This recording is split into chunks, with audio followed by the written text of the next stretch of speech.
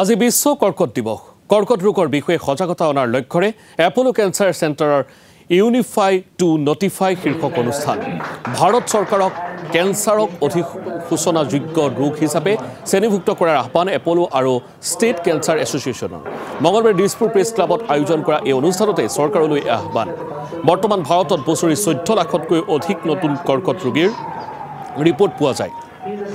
2025 চনৰ ভিতৰত এই সংখ্যা 15.7 লাখলৈ বৃদ্ধি পোৱাৰ আশংকা।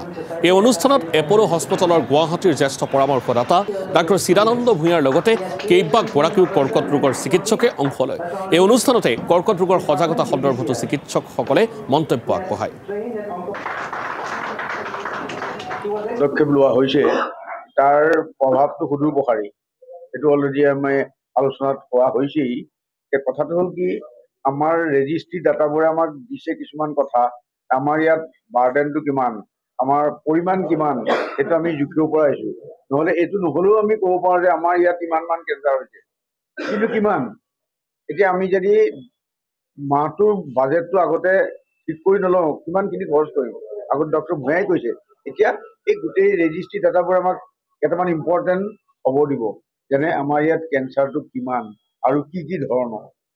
ঠিক আছে, এই কথাখিনি, এই তথ্যখিনি যোগাৰ কৰোঁতে পপুলেশ্যন বেছ কেঞ্চাৰ হিষ্ট্ৰীয়ে, হস্পিটেল বেছ কেঞ্চাৰ হিষ্ট্ৰী তাত ইমান অসুবিধা নাই, এইটো হস্পিটেলৰ নিজৰ ভিতৰুৱা কথা। পপুলেশ্যন বেছ কেঞ্চাৰ হিষ্ট্ৰীত অকল এখন হস্পিটেলৰ কথা নহয়, বিভিন্ন ধৰণৰ বিভিন্ন হস্পিটেল, বিভিন্ন ডাক্তৰ, বিভিন্ন ডায়েগনষ্টিক চেণ্টাৰ, পৰীক্ষাগাৰ, laboratory, x ray centre, palliative centre, চবৰ পৰা আমি খবৰবোৰ ল'ব লাগিব। কিন্তু এই খবৰটো তেওঁলোকে আমাক দিয়াত কোনো বাধ্যবাধকতা নাই, তেওঁলোকে নিদিলেও আমি জোৰ কৰিব নোৱাৰোঁ। কিয়নো এইটো নটিফাইবল নহয়, বা এইটো আমাৰ কি বুলি কয়, এইটো আমাৰ ঘোষণা কৰি দিব নালাগে, বা নটিফাইবল নহয়। চিনাক্তকৰণটো যিটো হ'ল, এইটো গভৰ্ণমেণ্টৰ ফালৰ পৰা বা কোনো ধৰণৰ অথৰিটিৰ ফালৰ পৰা বাধ্যতামূলক নহয় পদক্ষেপ।